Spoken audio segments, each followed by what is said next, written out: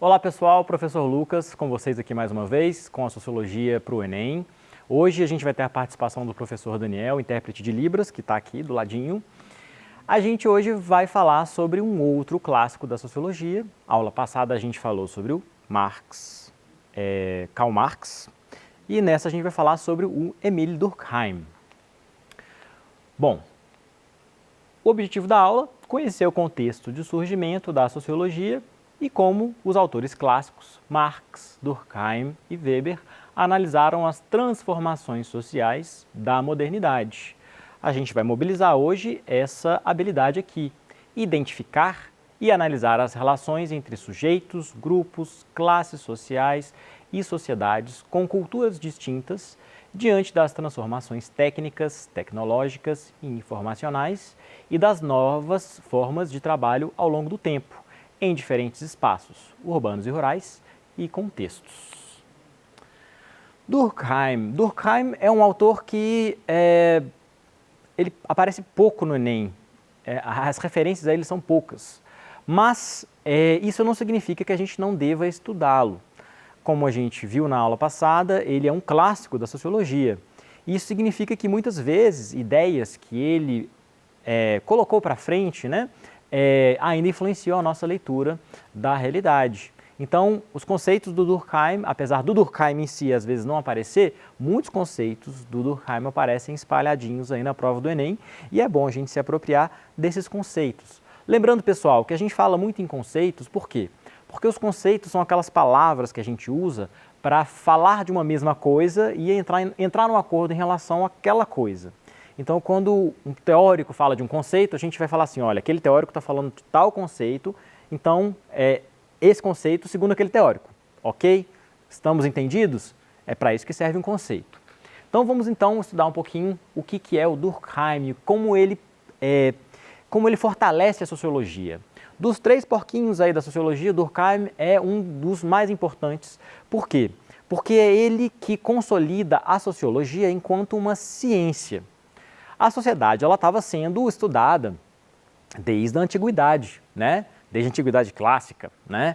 Só que o Durkheim, junto com o Marx e o Weber, mas o Durkheim especificamente, ele propõe uma mudança na forma de estudar a sociedade, né? Ele disse que a sociologia é uma ciência empírica, a gente tem que se basear nos fatos, nas coisas que a gente vê, nas coisas que a gente consegue minimamente controlar ali na nossa frente, né? Através do método de observação, né? E o objeto de estudo da sociologia é a sociedade. Só que a sociedade ela não é uma coisa que a gente consegue estudar num laboratório, né? Então a sociologia ela tem, apesar de ser uma ciência, ela tem um objeto bem especial, né? E o Durkheim é o responsável por inaugurar a sociologia como uma disciplina na universidade e, de certa forma, a gente pode considerar que a sociologia que existe hoje na escola básica se deve muito a esse movimento da sociologia ter se transformado numa ciência. Lembrando que a sociologia, entre as ciências humanas, é a mais jovem. Ela deve ter aí no máximo uns 150 anos de idade, em comparação à história, à geografia, né? A filosofia, que é a mais antiga de todas, né? A sociologia ela é um campo de estudo recente. Qual que é a diferença, né? Por que o Durkheim é tão importante assim para a sociologia? Porque ele propõe uma aproximação entre os métodos das ciências naturais, biologia, física, química, né, que são aquelas ciências que têm um método rígido, rigoroso, que tem um microscópio, que tem um telescópio, que a gente consegue realmente, né, usando a matemática, usando a lógica, instrumentos ali, controlar, né, o que a gente está estudando, o objeto do nosso estudo, né? As ciências naturais ou essas ciências duras, elas influenciam muito a forma como o Durkheim passa a querer conhecer a sociedade e a humanidade de maneira geral. Então, o modelo de análise científica das ciências naturais acaba influenciando a proposta do Durkheim para a sociologia como uma nova ciência, né? Como uma ciência que estuda fatos. Porque anteriormente o estudo da sociedade estava muito ligado às ideias filosóficas, às reflexões, que são muito úteis e necessárias para a gente compreender a nossa sociedade. Mas na hora da gente entender de fato o que está acontecendo, quando a gente quer controlar, né, os resultados, entender de fato as leis de uma sociedade, como a gente faz? É justamente isso que o Durkheim está propondo. Então, o Durkheim ele chega a essa conclusão, olha, se existem leis que regem a natureza, e as ciências naturais conseguem entender essas leis, muito provavelmente existem leis que regem a sociedade e os seres humanos. E são justamente essas leis que o Durkheim está querendo entender. Afinal de contas, o que define uma sociedade? Né? O que garante que ela esteja assim no momento e daí um século depois ela esteja de outro jeito? O que acontece para que as transformações sociais continuem e nós continuemos em sociedade? Né? Então, fato social, lembrando, né, as ciências naturais estudam fatos, as ciências sociais vão estudar fatos sociais. São aqueles fenômenos que ocorrem em sociedade que definem e organizam essa sociedade. Então, fato social é um conceito muito importante para o Durkheim. E o que seria um fato social, né? Ou os fatos sociais? Primeiro, existe uma distinção entre natureza e sociedade. As leis da natureza, chuva, enfim, as leis da física que definem, né, não estão na mão dos seres humanos, e tem as leis da sociedade, que são os seres humanos que constroem essas leis. A forma como a sociedade se organiza não tem a ver com a natureza, tem a ver com a humanidade. Então, os fatos sociais são construções sociais e não naturais, né? Eles estão presentes na vida em sociedade, no cotidiano, né, das sociedades. E eles são um pouco difíceis de perceber, porque eles estão tão enraizados, né, que a gente naturaliza, a gente pensa que a sociedade ela se organiza porque a natureza é assim, e não é bem assim, ok? Então, o Durkheim ele inaugura a sociologia dizendo que os fatos sociais são coisas, entre aspas, né, são coisas que a gente pode observar, que a gente pode estudar, né, e são o objeto principal de estudo dessa sociologia proposta pelo Durkheim, né? Os fatos sociais, eles determinam nossos modos de agir, pensar, sentir, né? São aquelas coisas que definem a nossa individualidade, a nossa personalidade, os nossos costumes, ou seja, normas, valores, costumes, hábitos, rituais, todos são exemplos de fatos sociais que moldam a sociedade e que moldam os indivíduos nessa sociedade. A gente já vai de exemplo, mas vamos ver características que ajudam a gente a entender o que são esses fatos sociais. Existem 3 características principais. A primeira dela é exterioridade. Os fatos sociais, eles são exteriores às pessoas. Eles existiam antes do nosso nascimento e eles vão continuar a existir depois do nosso nascimento. Ou seja, quando a gente nasceu, a sociedade já estava acontecendo com vários costumes, várias regras, várias leis, né? Então, esse fato social ele não dependeu de mim para existir e não dependeu de mim para continuar existindo depois que eu morri, né? Os fatos sociais, eles têm a generalidade, ou seja, eles afetam uma sociedade de forma geral, né? Eles são compartilhados pela maioria da população, né? Eles não pertencem a uma pessoa só, ele afeta a todos. E uma terceira característica de um fato social é a coercitividade. Ou seja, os fatos sociais, eles se impõem sobre nós. A gente não tem muita escolha. A gente nasce numa sociedade e a gente já é atravessado por várias forças sociais, que são as tradições, são as leis, são os costumes, são os modos de fazer que já existiam antes da gente, né? Então, os fatos sociais, eles fazem a gente agir de um jeito e não de outro, né? Mas a sociedade, ela se transforma. É claro que as leis vão se transformando ao longo do tempo, existe um movimento dinâmico aí. Mas eu vou dar aí 2 exemplos, por exemplo, de fato social. Vamos lá. Um idioma, uma língua é um ótimo exemplo de fato social. Quando a gente nasce, as pessoas já estão falando esse idioma. Quando a gente morre, as pessoas vão continuar falando esse idioma. Claro que a gente vai fazer parte de um processo histórico ali de transformação daquele idioma, por exemplo, no nosso tempo de vida, mas para o idioma mudar demora um tempo, né? Então, um idioma ele é exterior a nós. Ele é geral, porque geralmente num país as pessoas todas falam o mesmo idioma, então é um fato social que atinge a todos nós, né? E ele é coercitivo. Você não tem muita escolha. Se você nasceu no Brasil, muito provavelmente você já vai aprender automaticamente, digamos assim, né? Você vai ser exposto a esse idioma. Então, desde criança, você vai estar aprendendo a falar o português, ou enfim, a língua que você falar, né? Então, fato social é isso, são essas forças sociais que moldam a nossa sociedade, que moldam o nosso comportamento em sociedade. Um outro exemplo, rapidamente, que é um bom exemplo, é o exemplo das roupas, das vestes, né?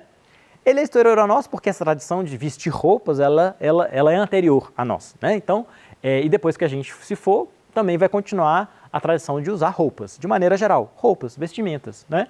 Ele é geral porque, em geral, na nossa sociedade, todas as pessoas usam roupas, né? A gente nem se liga nisso, né?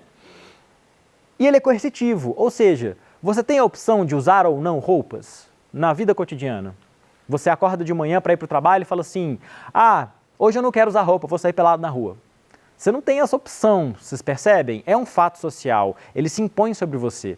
Porque se você sair na rua sem roupa, você vai estar infringindo a lei, que é um outro fato social, que é coercitivo, mas você vai estar infringindo as normas também gerais dessa população, que não está na lei, mas assim, se você sair sem roupa na rua, as pessoas vão olhar para você de uma forma estranha, porque você vai estar infringindo uma norma, né? Então, é isso, gente. Fato social são essas forças que definem a sociedade e os indivíduos nela. Lembrando aí que o contexto é muito importante para a gente entender a visão desses autores, né, clássicos da sociologia. Com o Durkheim não é diferente. Ele está na França, a Revolução Francesa aconteceu há menos de um século, né, dele. A Revolução Industrial está em pleno vapor, né, transformando a sociedade completamente, ou seja, a Revolução Francesa faz uma transformação política no Estado, na forma de envolvimento das pessoas com o Estado, com a coisa pública. A Revolução Industrial faz aquela transformação na produção, nas fábricas, na forma como o capitalismo se coloca, né? E o capitalismo industrial está realmente se colocando aí nessa sociedade, afetando a vida nas cidades, a forma como o trabalho é compreendido, a forma como a educação é compreendida, a forma como a família também é compreendida. Então, todas essas instituições sociais, né, essas tradições, elas são fortemente impactadas pelas transformações sociais do momento do Durkheim. Então, é como se ele estivesse pensando o seguinte, olha, as instituições sociais, elas estão mudando muito rapidamente nessa época. E as pessoas estão ficando desorientadas, porque os valores mudam muito rápido de uma geração para outra. Ou seja, numa geração passada, minha família estava no campo, né, ali desenvolvendo trabalhos na terra, com uma ideia de que era importante ter filhos para sustentar essa terra e esse trabalho. Eu já estou numa outra situação, eu já estou numa cidade grande trabalhando numa indústria, né? Olha só como é que isso muda. Eu estou no meio, morando em casinhas amontoadas uma do lado da outra. A minha vida mudou completamente. Isso afeta a minha ideia de família, por exemplo, né? Então, para que a sociedade não se desintegre com essas transformações rápidas, né, que as pessoas estão ainda se acostumando, né, é importante que haja coesão social. Coesão social é um outro conceito muito importante do Durkheim.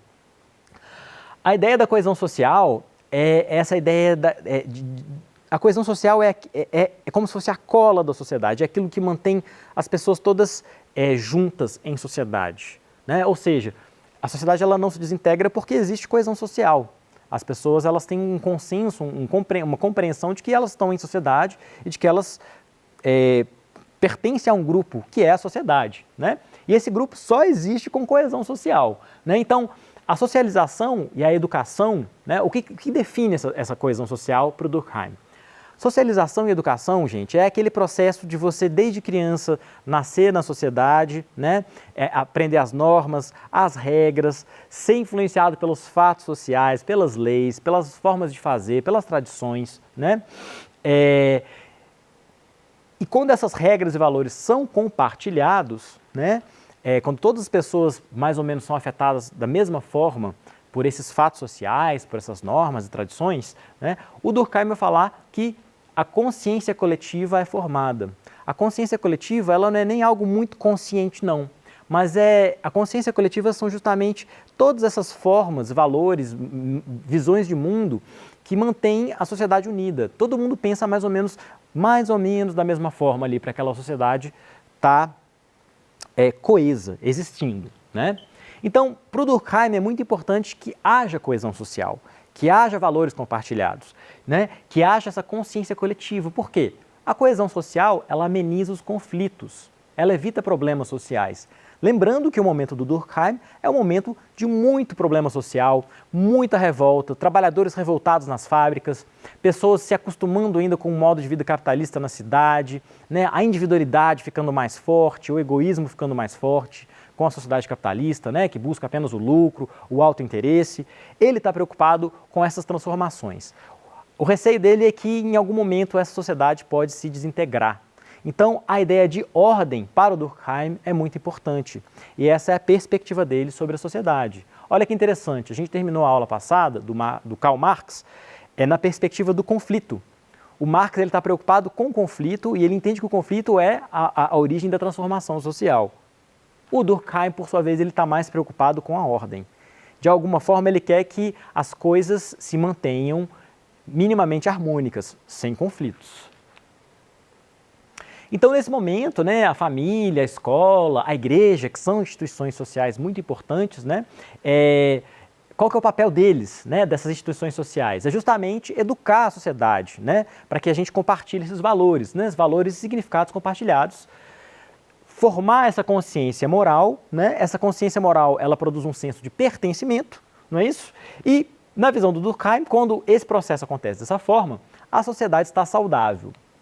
Por outro lado, o que ele estava observando naquele momento, como eu acabei de falar, era que as instituições estavam enfraquecidas com essas mudanças todas, com essas revoluções, com essas revoltas, né?